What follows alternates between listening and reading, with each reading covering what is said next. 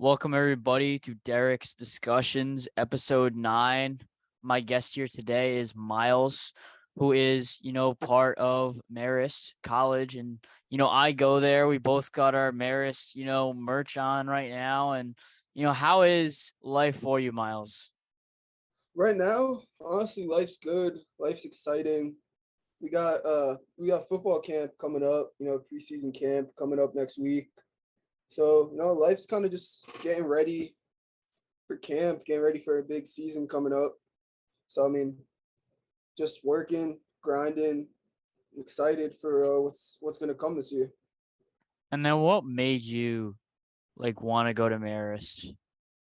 So, honestly, what made me want to come to Marist is I felt like it was the best fit for me athletically and academically to succeed and kind of like not only take my football game to another level and keep improving, but also be able to find a good job after college and make good connections up here. Because we're only like an hour from the city. There's a lot of people that have graduated from Marist that you can get connections into a lot of different avenues. So I felt like not like that, along with as soon as I stepped on campus, I kind of was like, this is where I want to be.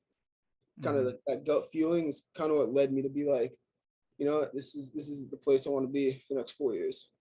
Yeah, and what would you say your biggest motivation is? Like, what is your why? My why, that's it's a hard one. No, everyone has that. For me, it's just be able to kind of pay back my family for everything that they've done for me. Because I've kind of lived a blessed life. Don't really have a lot of complaints with my life. So I just want to be able to pay my parents back for all the blessings they've given me and be able to kind of like do the same things for my younger brothers that my parents did for me and kind of just help my family out as much as I could. And how did COVID impact you?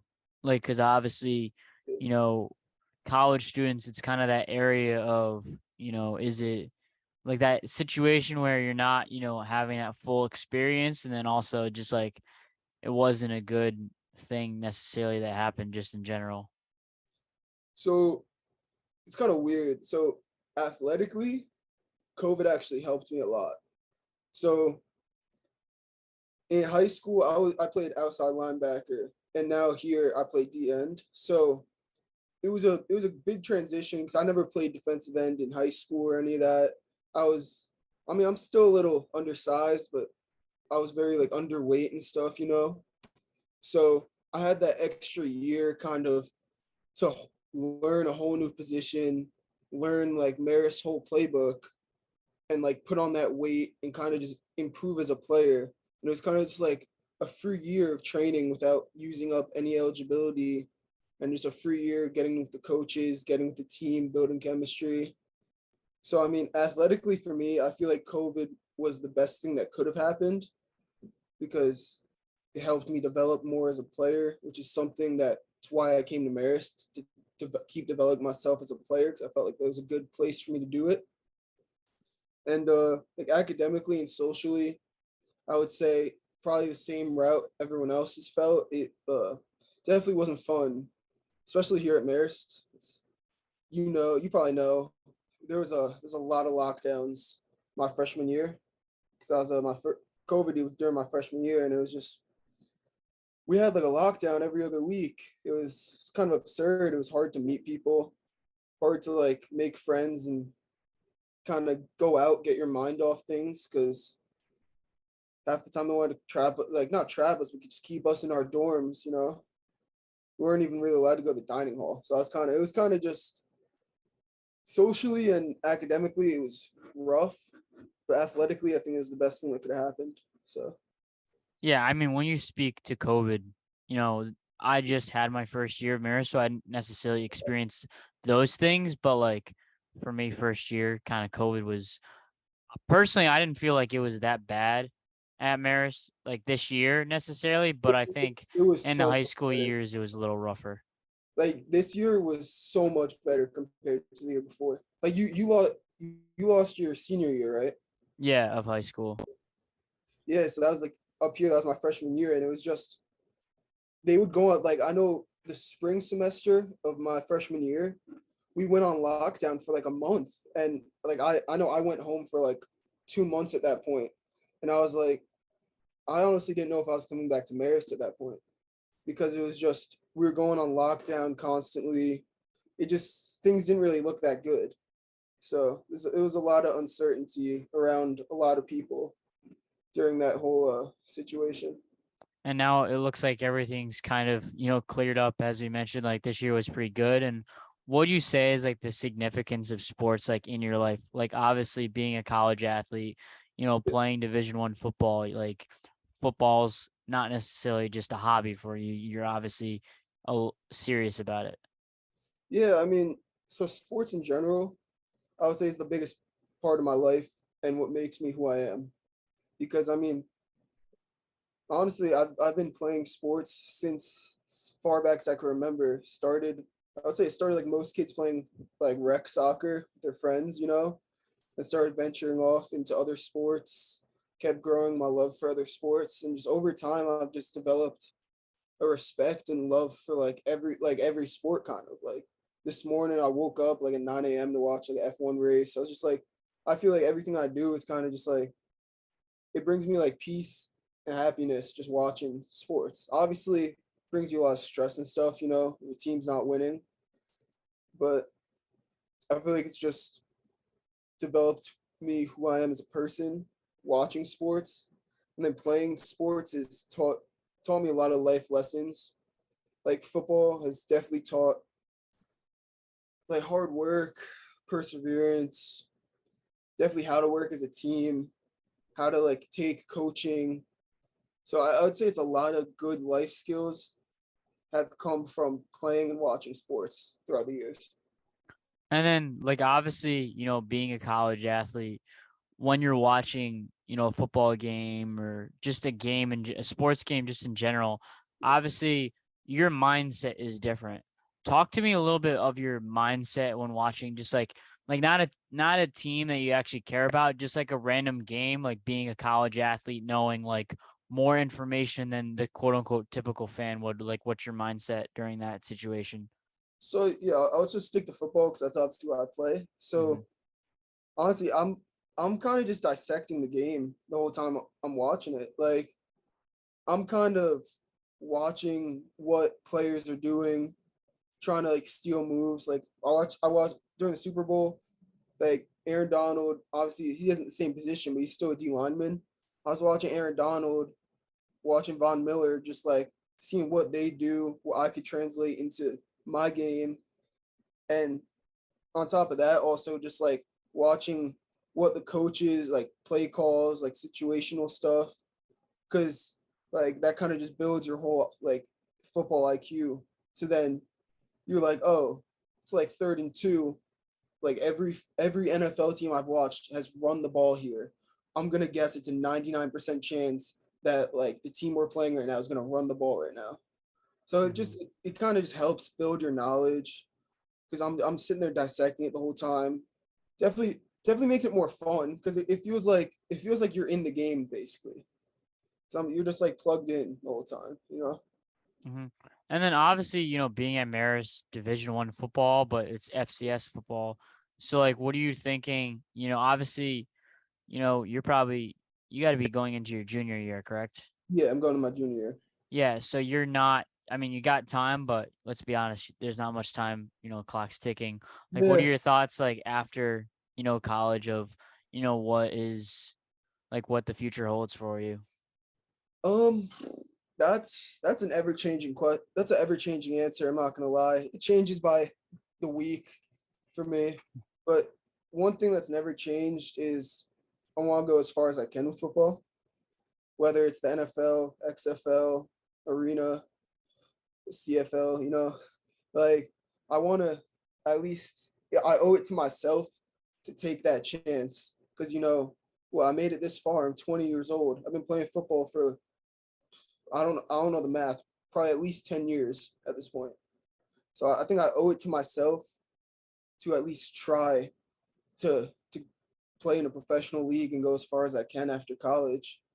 I mean, that's why I chose to play college football. Honestly, it's because it's my dream to play professional football in the NFL, and I owe it to myself, my family, a whole lot of other people to try that. So I mean, that's my plan A, and obviously you gotta have a plan B. And I want to go into like a sports analyst type, something like it's weird. Hmm. It's weird. A lot of people don't expect it, but I want to go. I want to work in like an NBA front office. A lot of Okay. people would expect like NFL because big football guy, but I'd love to work in like an NBA front office or something like a analyst like Stephen A. Smith, Brian Windhorst, like one of those type of guys. Hmm. So it's kind of like plan A and B. And then obviously, with the goals of becoming more of an analyst in the basketball side of things, like what do you like what is it about like is it more like professional, sports are more not necessarily more important, but Yeah. that, tweet your horn a little bit more than college, or like what's your mindset behind, pro and college? I think it's very it's very interesting. I mean, a lot of people have different opinions on it, but it's kind of just for me. I enjoy watching like for basketball. I enjoy the NBA 10 times more than I do college basketball. But like obviously you have March Madness, which I think is probably one of the this was the best event in basketball. Period. I think it's better than anything the NBA could put out there.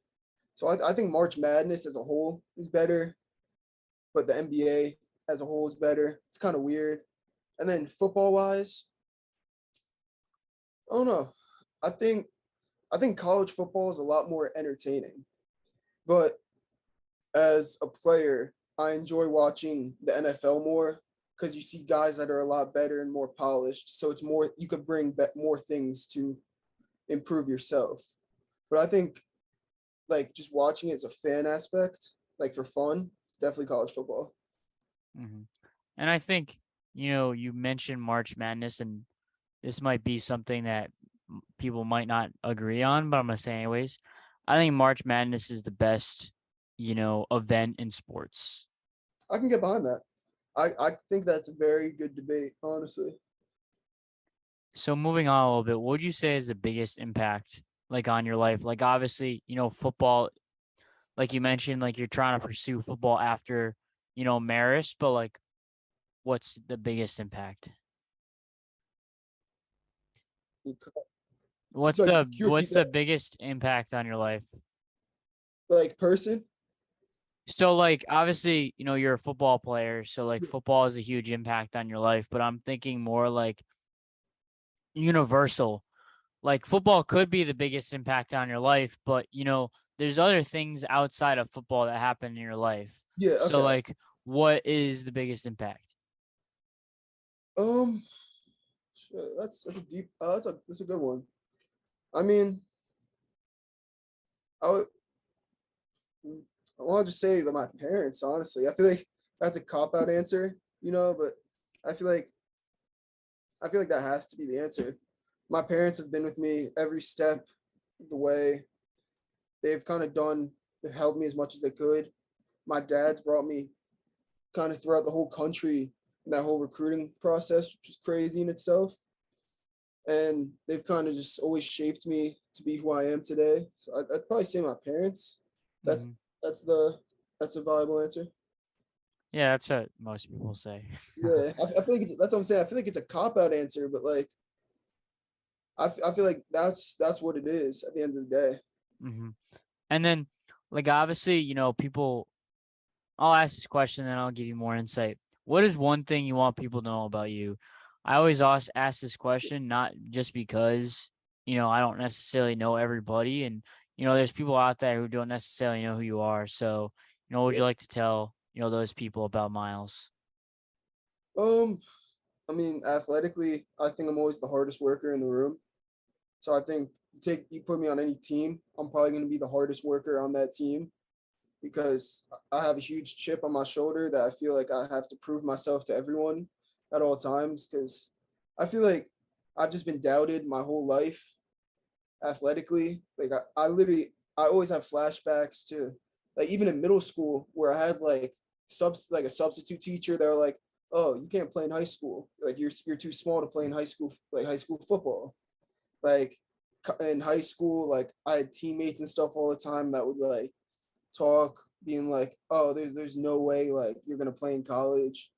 Like even after I got offers to play in college, they're like, "Yeah, it's only because your dad brings you in everywhere, and it's because your dad and stuff, you know." And I'm like, I'm always just trying to prove people wrong, kind of, Mm-hmm. and just me as a person, I feel like I feel like I have a very infectious personality, and I'm a great person to be around. I feel like I could bring a good energy to people that I'm always around. You know, like I feel like I'm a good person to be around.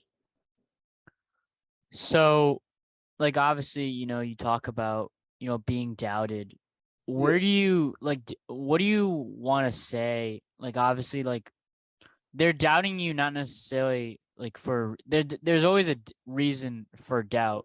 So, like, what, what motivates you to prove the doubters wrong? So this is actually something that my mindset's changed since I've come to Marist. So it's always been just I want to prove everyone wrong, just throw it in their face and be like, "Yo, look at me, like I did it." But since I've come here, I've actually gained so much support from not only teammates here, but just students and just people that I know here. That it's been to more of just I don't want to let people down that believe in me now. Because I feel like up until I got to college, besides my like closest friends, no one really believed that I would be able to achieve what I've done today, at least. You know, and I've come here, and I feel like since you have people more on the same level here, people could see who's putting in that work, who could actually like do something, you know? And I feel like gaining support from kids here have just like changed my perspective to be like, you know what? I don't want to prove I don't want to let all my supporters down now. Like I have more people that I have to play for now. So it's turned into more of a lighter, like, you know, I got to do this for everyone instead of just like an angry, like, you know, I got to do this to prove everyone wrong, to prove everyone wrong. Yeah, and I think part of that is, Marist College is a D1 school, but it's a small D1 school. Yeah. And like I always think that our school is like a prove the doubters wrong type of school where, no one's expecting us to be, anything like Yeah. necessarily special. And, you know, St. Peter's from the Mac, the Yeah. quote from everybody is the Mac is on the map. The Mac is back, like all these different quotes. And, it's just funny, when that happens and everybody, from my hometown's like, dude, like I'm just hyping up like Marist or just the Mac just because like why not? Like Yeah. we got everything to lose. I mean, we got nothing to lose and everything to win. And that's kind of the mindset. But like to our listeners who are out there, what would you say about like college life? Because obviously, the people here that listen to this, they'll be in college, but there's also people out there that, want to look back on their glory days of college. Yeah. So like what is your college life like being a college athlete at Marist College? I feel like I'm the wrong person to talk to about this one. I'm not the type of person. I don't like to go out and stuff a lot. So I'm kind of just like chill at the crib, you know, type of person. So I mean, personally for me, like I said, my whole life revolves around football right now. So it's kind of just I'm right now over the summer, I'm working, then going workouts, watching film, coming back to the house at the end of the day, playing some video games, watching some TV. During the school year, you know, it's kind of just doing my homework, practice, you know, chilling at the watching film, chilling. It's kind of like the same thing, just replace work with homework. You know, weekends, weekends are fun sometimes, you know, especially after wins, you know, come back, celebrate a little bit. It's always fun. But nah, I feel like college life, especially since like this year compared to COVID year, so much better. COVID year was kind of just no one really did anything. This year it's kind of you see people walking like on the street from like McDonald's back to Marist at like 3 a.m. It's just like, Yeah. they had a great night.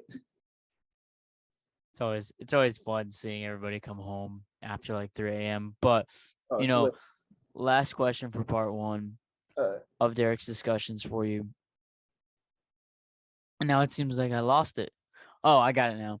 What would you say?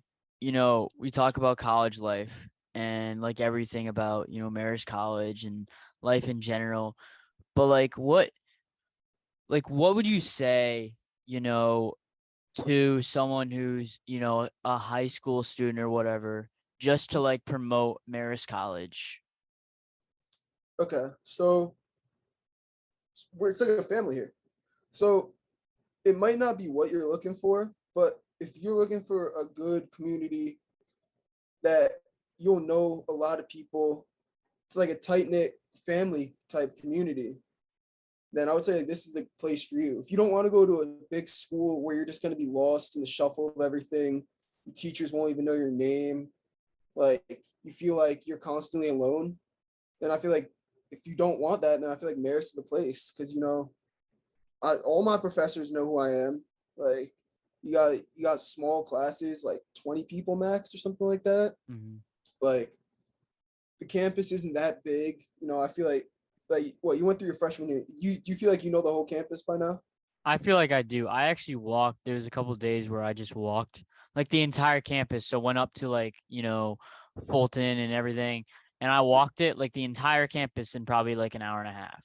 Yeah. So I mean, the campus So like isn't that's too big. nothing. Yeah. So you can always walk to like if you have friends on the other side, you can always walk there. I would say it's just a good tight knit community. Obviously, campus is beautiful. Constantly, they're constantly trying to improve school and campus here. So I feel like it's a good place. A lot of connections here too for depending on what you want to do with your life. If you want to do fashion, definitely come here. Seems like half the people here do fashion. So Yeah. yeah, like if you're looking for something small, a good community where you can know people and teachers will know you and all that, good place. And I remembered the question I was gonna come up with. So like, what is it about, the college? Like, cause everyone like in high school or whatever, like has a brotherhood. They have a group of friends or whatever. But Yeah. like the college brotherhood is totally different, and it's like kind of insane to see how close you can be with someone without, really knowing, their whole backstory. So talk to me a little bit about that, and then we'll kick it Yeah. over to part two. It's great. I mean, essentially it's because you live together. That's the simple answer. High school, you're together all the time. You see each other in school all day, but it's not the same because in college you guys literally live together. Like I right now I live with five other players on the team. Like I'm in the house with five other players right now. So it's like we wake up, we cook breakfast together. Like we're together all day, go to practice together.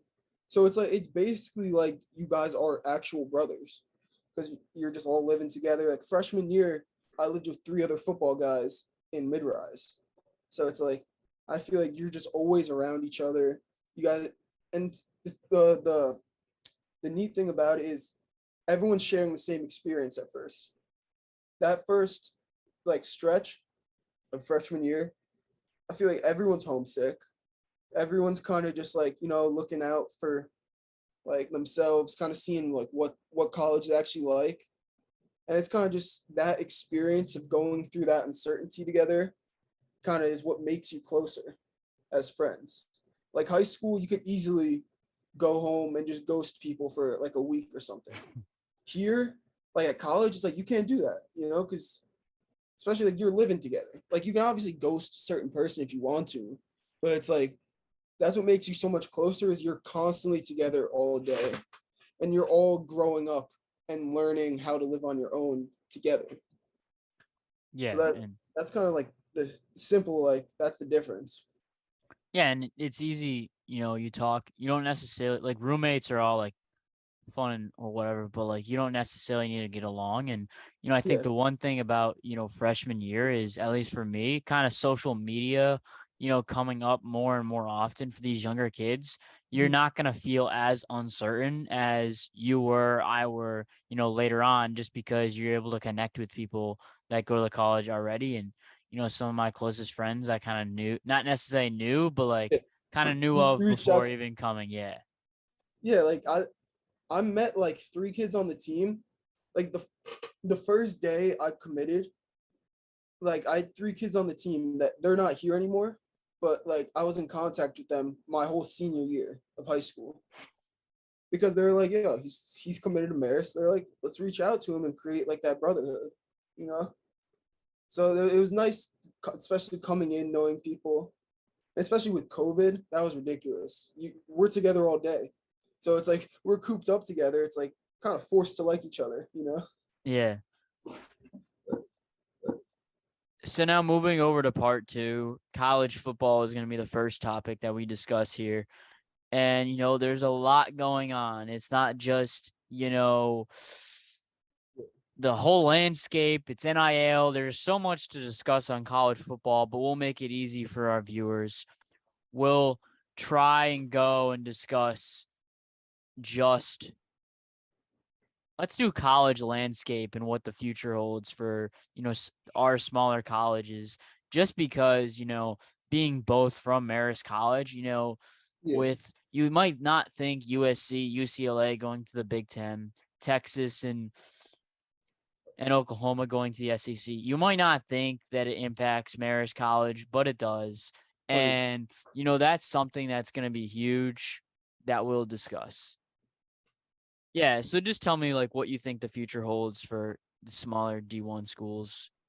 So I don't think it's gonna like directly impact schools like Marist, like FTS schools, like the smaller end ones. But I think it's the trickle down effect. That's what it's that's what's gonna mess us up, impact us, whatever happens, you know? Because I feel like the NCAA is going down a weird road right now. NIL has kind of opened up a giant, I don't even know what to call it, just giant thing. Door? Yeah, giant door that is causing a lot of conference realignment, just for, I would say just for money at this point, because everyone's trying to get as much money as possible to essentially buy recruits. I'm like, that's essentially what it's probably going to be. Because you go to a school and they're like, I can get you this NIL deal if you commit here. So they're not buying them, but essentially they are at the same time. So I feel like essentially I've seen a lot where it's the Big Ten is gonna eventually own half of Power Five schools. So I could see it eventually becoming just not Power Five, but just Big Ten and SEC. And then schools are gonna have to start trickling down to the FCS. And I feel like in the long run, I don't really know what's happening because there's a lot of schools that are coming up to FCS too. So I feel like in the long run, it might have to turn into another subdivision at some point, honestly. Yeah, Like there's a lot of chaos, definitely. And, one point I want to add is there's talk the Big Ten SEC make a power, this, they yeah, say the NFL, they say it like as the NFL, like those two make the power conference and yeah, they move away from the NCAA so they don't have to, kind of like what Live Golf did, kind of like what yeah, they're going to do with yeah, those two power conferences. I just wanted to add that before you continue. yeah. I could see it becoming from that Power Five that it is right now to just a Big Ten versus SEC, and then everyone else having to figure the NCAA having to figure it out and sort that whole mess.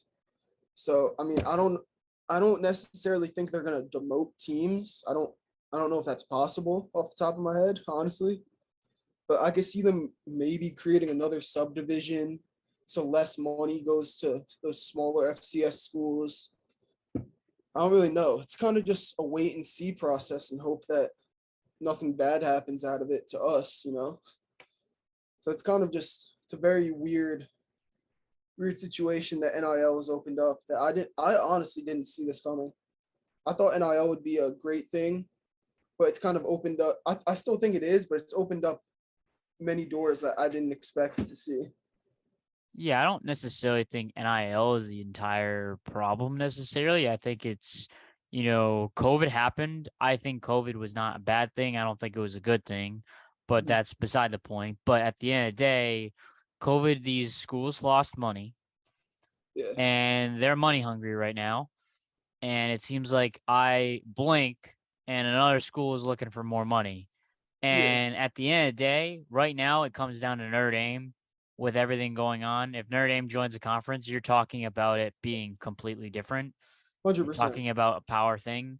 If Notre Dame stays, yeah, I don't know with realignment and everything. It just seems Yeah, chaotic. it's crazy that everything's kind of on Notre Dame right now. If they go to the Big Ten is it's going to be Big Ten versus SEC. Oh yeah. That's what happens. But if they stay, it's kind of how it is now with everything just in limbo. Before I So move on, yeah, one thing I want to ask you is, so you obviously Notre Dame goes to the Big Ten, SEC, Big Ten, that type of thing. What do you see some of these schools doing? Like, oh, okay, I got it now. So Texas and Oklahoma both go to the SEC.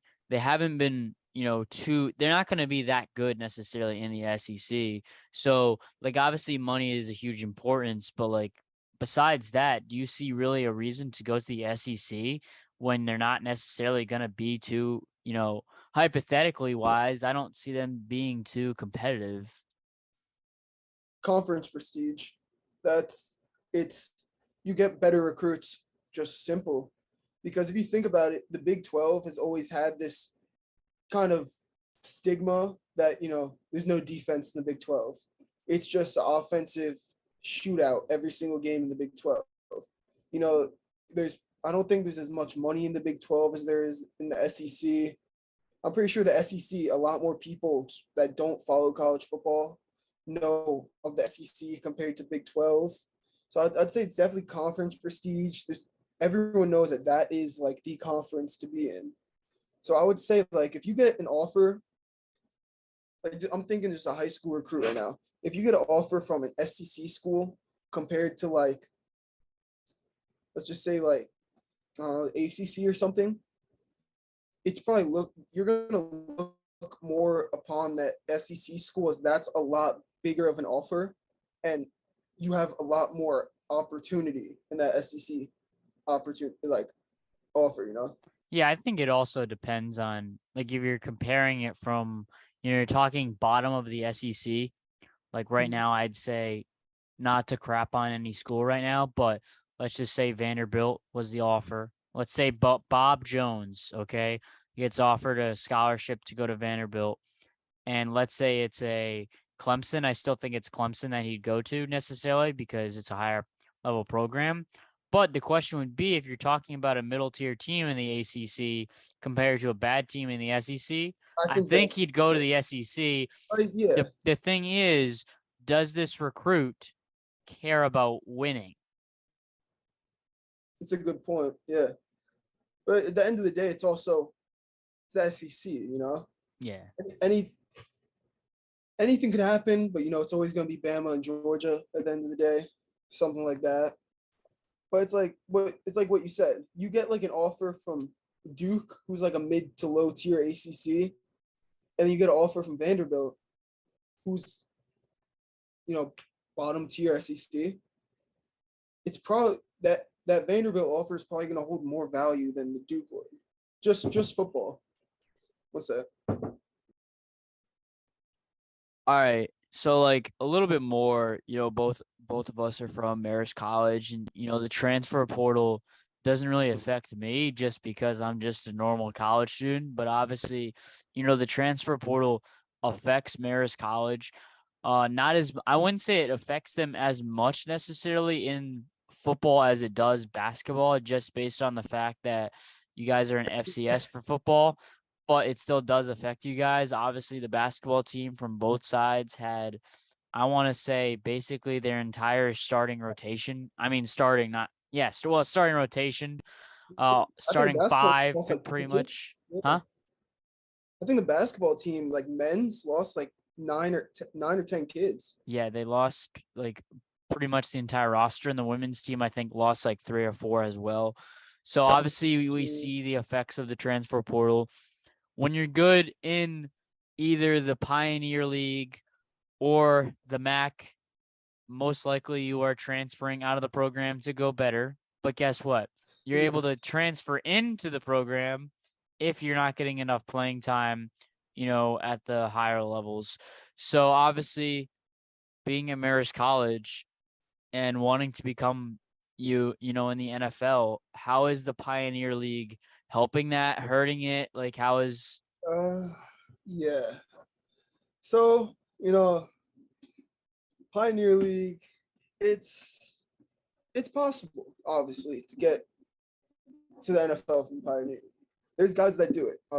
Tight end, one of the tight ends in the Saints went to University of San Diego, which is in the Pioneer League. There's definitely more. I don't know all of them off the top of my head.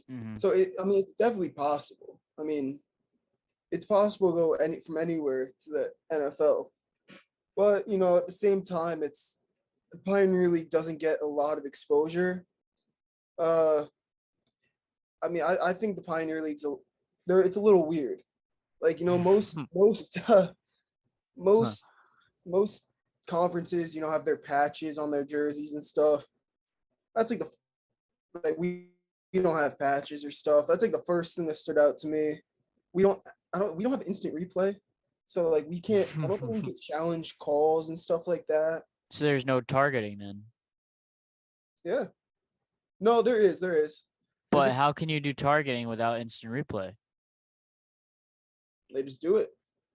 One of the kids on Marist, one of our linebackers got ejected against St. Thomas for that. Oh yeah, I remember it was a home game that he got ejected. But how does that?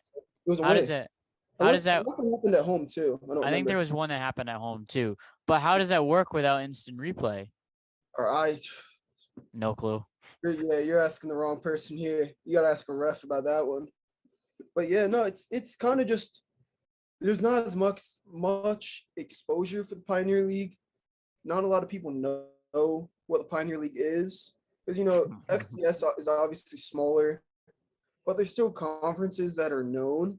Like the CAA is, I want to say, the most well-known conference in FCS. You're going to get good exposure out of that.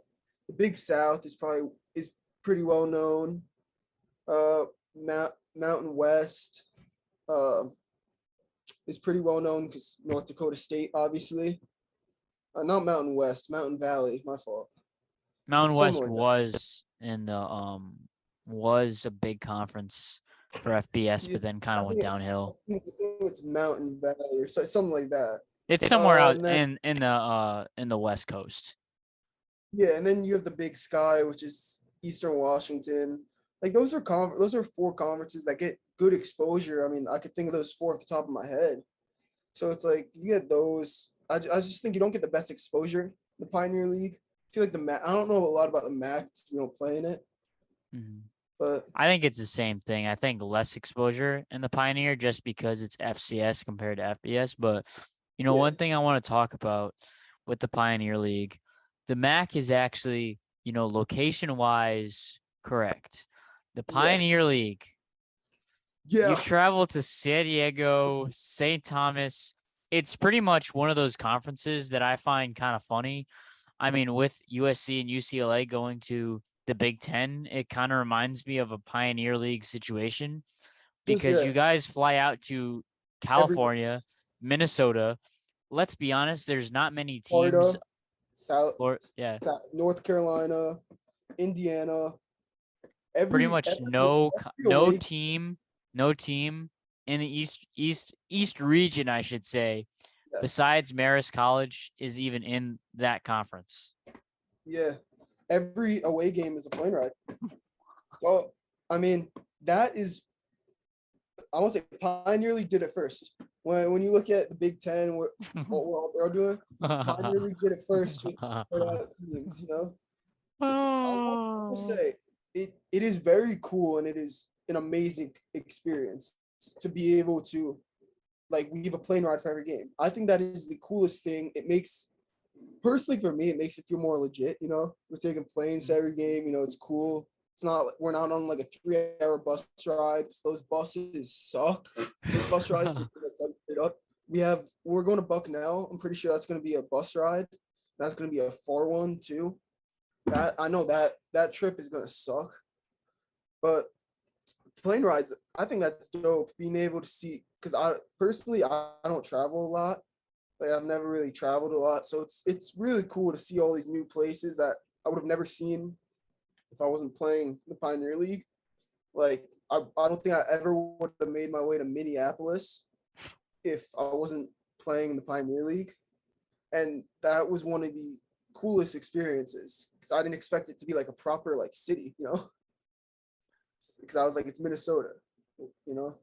But I think that's one of the cool things about the Pioneer League. But at the same time, it's kind of weird, like where are you getting all these teams from? And a lot of the time, these teams in the Pioneer League are severely underfunded. As one of the teams actually had to cut football. I want to say 3 years ago, something like that. Is Wow. Jacksonville University. They cut their football team because they couldn't fund it anymore. And there's some teams in the Pioneer League, like Dayton, that don't have their own personal field. Like they were playing at like a community field. That was just that I know of. Obviously, teams that don't have the nicest facilities. I won't call any teams out, But I would say the Pioneer League is probably a lot of teams that are very underfunded to make a jump to a bigger conference. Mm-hmm. So It's interesting though, you say like not necessarily a lot of money, but you got to think of it. The Pioneer League travel, like when you compare it to most conferences, you're not traveling as much as you are in the Pioneer League. So, 100%. you might say not to get a better conference, but I think some of these teams, like you mentioned, that, don't have a lot of funding, I'm not sure the Pioneer League is the best fit for those teams just based on traveling everywhere. It's kind of chaos. But yeah, at the same time, they could be caught up in a situation where they can't, like, because they could be in a situation like we are, where I don't know exactly what's happening with us, but it could be like all their other sports teams are in a conference that don't have football. So it's kind of just like Yeah. they don't know what to do because, the MAC, every other team for us is the MAC, but they don't have football. So, we joined the Pioneer League. I think the Pioneer League is only football. So Yeah, I think that's it's just, only football. yeah. So I think it's just a situation like that because I'm pretty sure most of the times is if you're joining a new conference, all of your sports go to that conference. Because I So don't it's even kind of know if the just, Pioneer League has basketball. I don't think it does. So like Dayton is another team that you mentioned. Like They're they're in in the A10. Pioneer League. They don't have they're in the A10. The A10 doesn't have football. Yeah. It's kind of like those teams that don't have football, Yeah, but so I don't want to say it's as much of the teams are there because they're underfunded because you could obviously take away those plane rides and that's a lot of money going back into the yeah. program. I want to say it's teams that have every team, all their other teams in a different conference. And then when they jumped up to Division 1, and then they don't want to leave that conference, they're like, you know what, we'll just stick our football team in the Pioneer League. Yeah. I want to say that's more of what, like, how that's formed. I would agree. But like you mentioned, other teams don't necessarily have a football field, and that brings up the question. Marist College, the football field, it's a football field, lacrosse field, soccer field, just pretty much almost anything. Field hockey field. Even if we have field hockey, who I don't think knows? they have a field hockey team. We might have a club or intramural, but it is what it is. Club sports field. Yeah, We'll it's put it pretty at club much sports. like anything you can imagine on a field besides baseball and softball. That's Yeah, pretty much what the field is for. it's the Marist field. They use it for everything. So like how like playing on that field, what is it like having all different lines, not just the football lines, but having soccer lines, pretty much like all lines, boundaries, Yeah. everything that you can imagine. What is it like just playing on what I would consider chaos? Um, the lines, none of that really affects anything because they repaint it before the games and stuff. So before the games they go over paint the field and stuff, make sure like you can see the lines and stuff. The other lines aren't really in the way. So I mean, when you're playing, you don't notice it at all. Our turf specifically, like just the turf, isn't a bad turf, but having a field like you've been to Tenny, obviously. Just Tenny itself, I'm not the biggest fan of. I feel like you got down by North End. You have that whole area that you could convert to a field to. I feel like you got behind McCann that there's space for a field. I feel like there's what they should have, what should be is like, it should be Tenny Stadium is that should be like the football that should be like a proper stadium. They don't need like 50,000 seats or something, but I feel like that should be like a proper only games are played there. So it's like they have to like you can have soccer play there too. You can have every other sport play there, I know what but you're saying. obviously you repaint it before proper game. And then you should have like a field behind McCann or like a field by North End down by that the parking lot down there.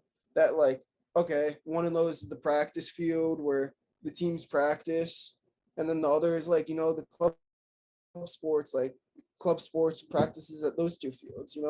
Yeah, and Obviously it costs a it's lot of money to do, but I feel like that would have been a lot better. And that's like my dream kind of for what I would do if I was running the school and had unlimited money. But it yeah. kind of makes personally I kind of feel a little I don't know, I don't feel as big time, seeing when we played our field. It's kind of just like bring you back to reality. Be like, remember, this is a very like you're Division 1, but this is a very small Division 1 school still. Yeah, and as you mentioned, North End, and that there's a softball field behind there, but there's still room to grow or whatever. But I think it's something that you athletes don't want to admit, and personally, I don't want to admit it either. But I'm gonna say it anyways. Is Marist College doesn't focus that much time, that much energy on the athletics department, and I think when you're talking about some of these lower conference and you know Marist College is, not a lot of student body. So when you Yeah, look at it from a general perspective, like most of the students are athletes when you have, rowing and this, that, and the other thing. And they're trying to focus necessarily not on every single athlete and trying to focus on the academics. I think that's kind of yeah, the major concern. And I think that would be one reason why they wouldn't do your, typical scenario. yeah. I mean, biggest evidence of that is not only look at Tenny, but our track team doesn't have a track. So I mean, if you want to point at Marist not really having athletics as the main focus of their spending, you could just look at those two facts. I'm not gonna say anything's wrong with what they're doing because I mean they're the ones running the school. It's Yeah, their and decision. But I'm just saying, like that's the evidence if you want to point at that. yeah, and I think part of that is a smaller school. They're focused on academics, and there's no reason Yeah, not to focus on academics as a college. We're just pointing out, some factors that, it, not it just necessarily yeah, athletes would be proud of, but certain things in the school that, aren't necessarily, the finest quality, compared to a college like a Division 1 powerhouse. That's just the major, not yeah. necessarily a concern necessarily, but just kind of how these smaller schools necessarily operate. And at the end of the day, it just comes down to who runs it. If you look at the school, like North Dakota State, like James Madison, they're not necessarily like I'm sure the student bodies are bigger than ours. Oh They're not yeah. necessarily big schools like Georgia and Clemson, but those are schools that the people involved there and the people that run the schools are athletics minded. So they are going to push athletics before anything else there because they're like, all right, this is what our school is. That's what we're going to throw all of our money into. Marist just so happens to be the people running it are academics minded. So like, for example, the whole Dyson project, if they're putting all their money into Dyson right now because they're thinking, you know what, let's keep improving our academics. If they were athletics oriented, they would be like, all right, forget Dyson. We're throwing all that money that I don't know how much money it is, but we're throwing all that money into athletics, building new stadiums, track, revamping everything, you know? So Yeah. I feel like at the end of the day, it just comes down to who's the one running the school. Yeah. But I think part of it is when So you look at the North Dakota States of the world and the other colleges of the world that are more quote unquote athletics minded, I think there's certain things that go on the program, like winning and establishments of, certain things like that, and yeah, alumni that have won and been yeah, successful afterwards. I think that's part of it as well. yeah, And no, and I think that's the main, thing when you're comparing out kind of the two schools. But moving on, NBA, we'll talk basketball here. Not much is necessarily going on in the NBA world, but there's trades that could be going down any second. Kevin Durant, Kyrie Irving, Donovan Mitchell, just to name a few. You know, what are your thoughts on pretty much the this, NBA and then the trades that could happen? this has been one of the most exciting free agencies in a long time. I'm not like 100%. Not that a lot has gone down, but just potential, how much trade packages are open. This is the most excited I've been in an NBA offseason in a while. So like I'm a Miami Heat fan. I'm originally from Miami. So like personally for me, Miami's linked to every superstar right now. And it's just for me, this has been very exciting. I've done research and put together trade packages I think could work. So I'm just sitting here just like this is all crazy. I'm hoping I get an alert on my phone during this that Donovan Mitchell was traded to Miami. Like, No, I'm a nah, Nick oh, you're guy. I'm a Nick man, guy. nah. I don't think Donovan Mitchell will work with the Knicks. I'm not gonna lie. I think will work. I just don't think the Knicks will win an I NBA don't think championship. we'll win. I, yeah, I don't think what you guys would give up for Mitchell would be worth it in the end. It So depends on what the I'm hoping. Knicks. I think it depends on what the Knicks want to do. If they're just content with winning, I think like making the Yeah, playoffs and being, relevant like they haven't been in the past like 5,000 years, then you do it. yeah. But if you want to win a national championship, I mean, not a national championship, but an NBA title, Well, then you yeah, then you got more pieces to fill than just Donovan Mitchell. yeah. No, if that's what I've said because my two closest friends are both Knicks fans. We have this debate all the time because me and my friends are all huge on the NBA. We talk about it all the time. Like I've told them, I was like, you know what? If you guys are content with being kind of how the Pacers have been before they just started this rebuild, just the Pacers have always been just a consistent playoff team, just like never like a real threat to make the finals, but always like they're gonna make the playoffs. Then I would say go ahead, trade for Donovan Mitchell because you guys will definitely always be a playoff team. You'll be a playoff team with Donovan Mitchell, but I don't think you guys will pose a real threat to anyone for a chip. Then I'd say go get Mitchell. But I would say if the Knicks are like we want to win a chip, this is our mindset. I would say keep building the youth up and stick to a rebuild because I would say the Knicks have good young pieces right now. They just have to make smart decisions with their other older pieces and signings. Yeah, I think I talked about this on one of my episodes. I think if they trade Donovan Mitchell and let's say 4 or 5 years down the road, let's say year 4 of Donovan Mitchell, year 5 of Donovan Mitchell, I think you can see the Knicks as a contender because you're talking about Brunson in his prime, basically all of their players in their prime that are young. And I think Yeah, then they have a chance, but I think the NBA changes so frequently that you don't necessarily know for sure. But I think they have a chance to win an NBA title in the yeah, 4th or 5th year if they get Mitchell and they're not giving up, RJ Barrett, Yeah, in that I, deal. I think if they give up RJ Barrett, that's the worst deal they could have. I think that might be worse than the Gobert deal if they have to give up Barrett for that. I don't even But think the Jazz would want Barrett, to be honest with you, but you don't think so? no, because they're gonna be in a complete rebuild, and you're not gonna pay Yeah, Barrett. The one yeah, guy yeah. Oh, though is he I up might for not want to trade he's is up for an Quentin extension? Grimes. Okay. Yeah, my boys are huge on Grimes. I love Grimes. That's true. Barrett's up for an extension. So they'd have to extend him. It's a good point. But like you were saying before, even 4 or 5 years down the line, I don't know if the Knicks would still have that in them because obviously we said about Brunson. I don't think Brunson's an all-star tier player at the end of He's the just day. below that. So I think he's a player that's always going to be on the cusp, and he'll get like, oh, he should have been an all-star this year, but he wasn't like voted into the all-star game. I think that's the type of player he is. I think Barrett could very well be a consistent all-star. He could develop into a great player. But besides that, I mean, Randall's holding the team back. I don't think Mitchell Robinson, he's a good starter, but I don't think he's anything special for the money you signed him for. I think Obi Toppin's a great piece.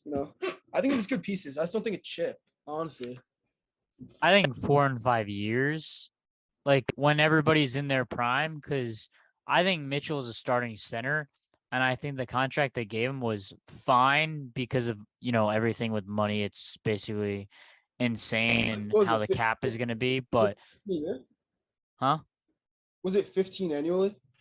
15 per year for 4. That's perfect.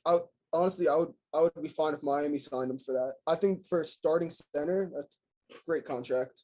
Yeah, and I think at the end of the day, it comes down to what they give up, Yeah. and number two, how these players develop.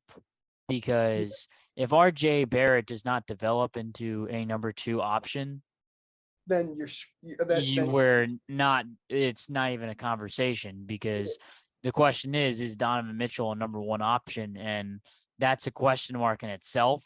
And if you don't yeah. have a number 2, if RJ Barrett doesn't turn into a 2, you basically have a 2 and 2 threes. And that's not even close to winning a title in NBA right now. Yeah, I mean, it depends what Thibodeau does too. Thibodeau has not been nice to your young players. I've heard that a lot. That Thibodeau has not been very nice to the younger players that need developing. So we'll see what happens. I'm hoping. I want to see the Knicks. I don't want to see them win, but I want to see them be better. So I'm hoping some players start to develop. We get something happening in New York. I But think anybody that's an NBA fan wants the Knicks to be relevant. I don't think it. I don't think any. I don't yes, think there's an NBA fan that doesn't want the Knicks to be relevant, because you're talking about New yes York and City. no. You're talking about Madison Square Garden. I understand fans love to see the Knicks suck. I get that. But I think if you're talking about a garden rocking the atmosphere, even if they're an 8 seed in the playoffs and get absolutely demolished by like That 50 would points, it would be insane. It would be rocking. It would probably be one of the best atmospheres in NBA yeah. history. Yeah, yes and no. Because when y'all were in the playoffs last year, 2 years ago, whatever you want to call it, Mm-hmm. yes, the atmosphere was electric. New York City was rocking. I fear for what would actually happen if you guys were a proper good team, because that was what happened just as like that series that you guys lost to the Hawks, Yep. and how wild New York City got was ridiculous. Mm-hmm. So like I don't personally I don't really like Knicks fans. I think a lot of Knicks fans are delusional, and You're not wrong. yeah, they get very hype over little Nothing. things. Yeah, so that like personally, I don't really love Knicks fans, but I would like to see them at least be a relevant team and have some happiness to enjoy what I've been able to enjoy. Yeah, and I think if Knicks fans, like, to do on your point, if the Knicks are relevant, I don't think you're talking about They're not as as crazy. many delusional fans. Yeah, I feel like it's because You guys haven't been Suck. relevant. You guys haven't been relevant for the past like 2 decades. Oh, sorry. Besides that one stretch with Melo, you guys haven't been relevant for the past 2 decades. So it's like all the Knicks fans are kind of grasping at straws, just being like finding anything they could to find hope and like be excited for the season, you know? Yeah, and I don't think there's much to be too Personally, hopeful with the Knicks. personally, But I think this is the most hopeful you guys should be going into this season since that Melo saga. I think this is a thing I would say. I think it depends on how everything plays out. Because right now I'm content with the Knicks roster, but I think I want to trade some of the big salaries, like Julius I've been, Randle. bro, I've been saying Randall should have been out of there since that playoff run. That year you guys made the playoff run, I said he should have been traded at the deadline that year. You're never gonna get the value that he had at that point ever again. But quickly on Mitchell, and then we'll move on to Durant and Kyrie. But if you're the Utah Jazz, to make the salary work, you have to take on someone. Who is that? I think it's Julius Randle. Who do I think the Knicks want to give up? I think it's Julius Randle. Because if you're the Jazz, Julius Randle only has 1 or 2 years of contracts. And you saw what Julius Randle did when the Knicks were terrible. He was basically an all-star, pretty much looked like one of the greatest, players to ever put on a Knicks That was uniform ridiculous. Yeah. during that time. And I think you could flip him at the deadline if you're the Jazz to add more picks. Yeah, I mean, I think they could even just trade for him and buy him out at the end of the day. Like, there's definitely a lot that they could. There's a lot of avenues they could go down, but no, I'd like to see Donovan Mitchell in Miami at the end of the day, continuing what Dwayne Wade left for him. And now we'll quickly go on the NFL. What are your hopes for the NFL season? Obviously, there's a lot going on just in general, but So just what are you expecting from this NFL season? I'm hoping it lives up to the hype. There is a lot of contenders this year, and I'm hoping it just lives up to the hype of that. You can't really sit back and be like, all right, well, I guess we know who's going to the Super Bowl. Like I want to be on the edge of my seat watching the playoffs, being like, there's no clear front runner. Like obviously right now everyone's saying, oh, it's going to be the Bills and the Bucks. I don't really think those teams are that far ahead as everyone thinks. I think if every team that made those big splash, like that whole AFC West division, I think most teams in there could easily win a Super Bowl. I would agree. So I think the NFC West too. 3 of those 4 teams could definitely win a Super Bowl. They live up to the hype and perform as expected. I don't think the Seahawks. No, I said 3 out of the 4. Okay. Every team there, but the Seahawks, has the potential to. Mm-hmm. So if the NFL season lives up to the hype that it should have this season, there's going to be a lot of heartbroken fans that have an amazing team that just missed the playoffs, and there's going to be an amazing playoffs this year. So that's all I'm hoping for in the NFL. Okay. And for Jimmy G to finally be traded. So this is what we'll do for NFL. We'll do Super Bowl picks and sleeper teams. So my Super Bowl pick, I said it on a previous episode, it's the Bills and Packers. My sleeper team was, I can't even remember anymore, so I'm going to probably switch it anyways. Okay. It's going to be, I'll go Denver Broncos. I understand they're not much of a sleeper team, but I'm going to pick the Denver Broncos. I would say it's a good sleeper, at least in my eyes. And I'll say the Minnesota Vikings. I changed it because I don't think the Bears are going to be that good anymore. You had the Bears as your sleeper? Yeah. For what? To make a playoff run or to like? Yeah, no, just to make the playoffs. Okay. Well, yeah. Let me pull this up real quick so I have a little. Yeah, you're good. So basically, what I'm going to ask for is Super Bowl pick, and then your sleeper teams. Super Bowl picks. Honestly, I think the Rams are going back to the Super Bowl. I just don't see why they don't. I'm a Niners fan, so I'm hoping they don't. Niners fan? Yeah, I hopped on when they were good, and I stayed. So wouldn't say I'm a bandwagon anymore, but I was there when their defense was filthy with Patrick Willis and Navarro Bowman. Got you. I stayed with them. So, I want to say I don't really know in the AFC. I don't think it's a South team. I want to say the Bills finally make that push. Let's go. 2 years that they were just sitting on the cusp. I want to say it's the Bills versus the Rams, but I could see it easily being one of those West teams. Okay, so a rematch.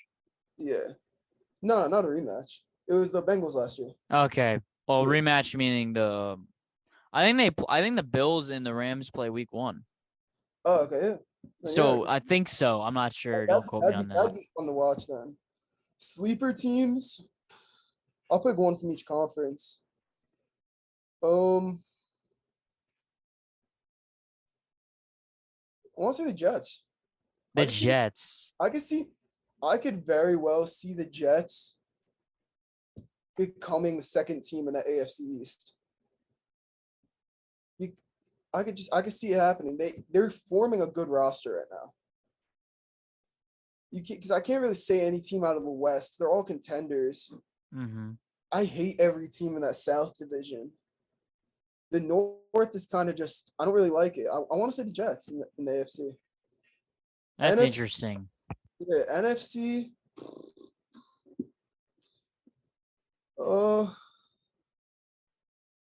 I hate that. I hate the East. I hate the East. I want to say Panthers aren't good enough yet. They don't have an O-line. I'm sticking with the Niners. I'm saying the Niners are going to surprise people, win a Super Bowl. People don't think the Niners are going to win a Super Bowl, so I'm putting them as a sleeper to win the Super Bowl. Okay. I'm putting the Jets as a sleeper to make a playoff run. That's fair. I don't know about the Jets necessarily because I think the Jets are a good pick. I think that's a good pick to have as a sleeper, but I'm not sure I think they're going to surprise them, but I don't think they're going to be that good. I don't see them making the playoffs, but I could see them like giving the Dolphins a run for their money for second in that conference. I agree. That's fair. But they have my friends that are Knicks fans are also Jets fans. So I talk. Oh, brother. Yeah. I talk to them about this all the time, and they have a good roster. If Zach Wilson, just like with RJ Barrett, if Zach Wilson takes that next step and keeps developing, they could be a very good team. I think Zach Wilson has a huge year for the Jets. My team's the Giants, so we're not even going to discuss the Giants because they're just the Giants. I feel bad for you guys. I love Saquon. I do too, but we don't got anything around him. Yeah, that's not his fault. It's a bad team built around him. When you're a running back with no one blocking for you, there's only so much you could do. Especially when there's no passing threats, really. Everyone knows you're going to run it. So how are you going to run it successfully? They have a lot of depth at receiver now. I'm not sure they have a number 1, but they got depth at least. Now they do. With the whole time before that with Saquon, they didn't really have a lot. They had nothing. Yeah, so it's like everyone knows ball is going to Saquon. What are you going to do? You're going to force that Saquon can't get anything. And you're going to force them to throw the ball. Just to wrap this up, Miles, do you have any last words for our listeners? No, I mean, I think everything that I said needed to be said, that I needed to say was said at the start. I think we had a good conversation about the NFL and NBA. Hoping Kevin Durant and Kyrie stay in Brooklyn. Yeah. So we're good. Thank you, Miles, for your time on this episode. I appreciate it. Got you, bro.